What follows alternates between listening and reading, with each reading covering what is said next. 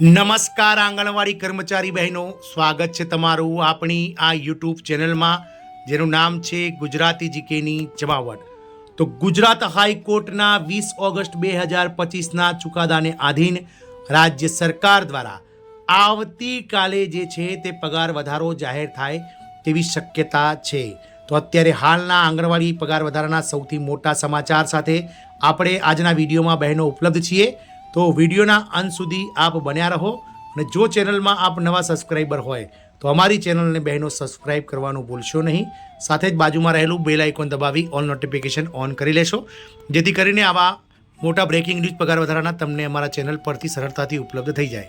તો ઘણા લાંબા સમયથી આપ સૌ જાણો છો તે પ્રમાણે ગુજરાતના જે રાજકારણમાં ઉતાર ચઢાવ ચાલી રહ્યા છે અને રાજકીય જે દાવપેચ છે તે ખેલાઈ રહ્યા છે. ઘણા લાંબા સમયથી મંત્રીમંડળના વિસ્તરણને લઈ અને અટકળો ચાલી રહી છે. આખરે આ અટકળોનો અંત આવ્યો છે. ગતરોજ માનનીય મુખ્યમંત્રી શ્રી ભૂપેન્દ્રભાઈ પટેલ ગાંધીનગરે જઈ અને અમિત શાહ સાહેબ અને નરેન્દ્ર મોદી સાહેબને મળીને આવ્યા હતા અને ત્યારબાદ હવે મંત્રીમંડળની વિસ્તરણ જે છે તે થવાનું જે છે તે નક્કી થઈ ગયું છે.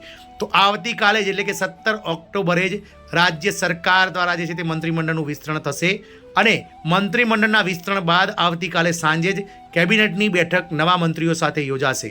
એટલે કે નવા મંત્રીઓ સાથે જે બેઠક યોજાવાની છે કેબિનેટ બેઠક, તો આ કેબિનેટ બેઠકમાં ક્યાંક ને ક્યાંક સરકાર ગુજરાત હાઈકોર્ટે જે 20 ઓગસ્ટ 2025ના રોજ ઐતિહાસિક ચુકાદો આપ્યો છે આંગણવાડી કર્મચારીઓના પગાર વધારાનો, તો આ પગાર વધારાને લઈ અને દિવાળી પહેલાં જે છે તે આવતીકાલે મળનારી કેબિનેટ બેઠકમાં કંઈક જાહેરાત કરી શકે છે.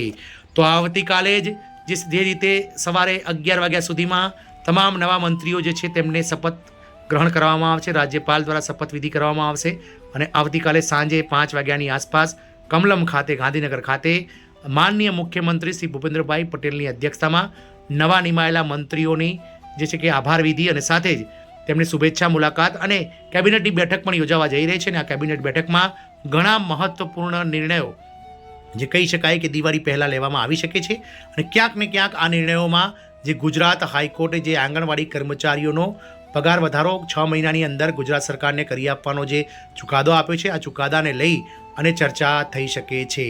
તો રાજ્ય સરકારની કેબિનેટ બેઠક પર મહત્વના સમાચાર છે કે આવતીકાલે સાંજે જ્યારે નવી કેબિનેટ બેઠક જે મળવાની છે તો નવા મંત્રીઓની શપથવિધિ સવારે 11:30 થશે અને ત્યારબાદ સાંજે કેબિનેટની બેઠક મળવા જઈ રહી છે. ઘણા ખરા મંત્રીઓ જે છે તેમના પત્તા કપાઈ શકે છે અને નવા ઘણા ખરા ધારાસભ્યોને મંત્રી પદ પણ મળી શકે છે. હાલમાં ઘણા ખરા જે કેબિનેટ મંત્રીઓ છે તેમને નવા ખાતાઓ પણ ફાળવવામાં આવી શકે છે. આપ સૌને જણાવી દઈએ કે હાલમાં જે મહિલા અને બાળ વિકાસ મંત્રી છે ભાનુબેન બાબરિયા, તેમનું પત્તું લગભગ કપાઈ શકે છે અને રીવાબા જાડેજા અથવા તો સંગીતાબેન પાટીલ, ઘણા ખરા નવા જે ધારાસભ્યો છે મહિલા ધારાસભ્યો, તેમને મંત્રી બનાવવામાં આવી શકે છે અને આ જે પદ છે તે એક મહિલાને જે છે તે આ પદ આપવામાં આવી શકે છે મહિલા ધારાસભ્યને. તો આવતીકાલે કેબિનેટ બેઠકમાં નવા મહિલા અને બાળ વિકાસ મંત્રી પણ મળી જશે.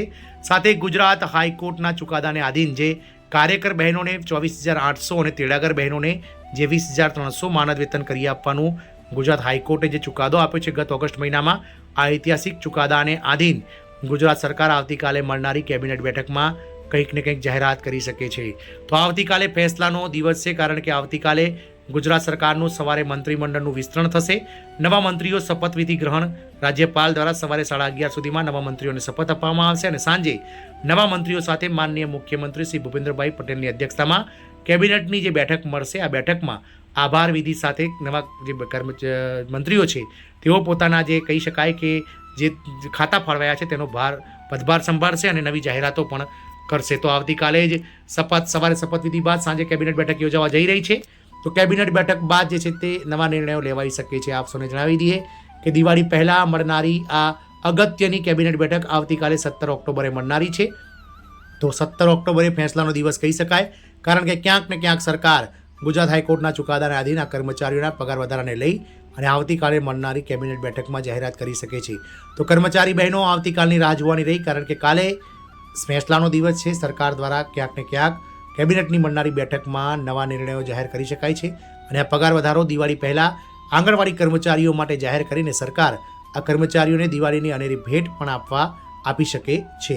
તો જોવાનું એ રહેશે કે આવતીકાલે મળનારી કેબિનેટ બેઠકમાં સરકાર આ પગાર વધારાને લઈને શું જાહેરાત કરે છે.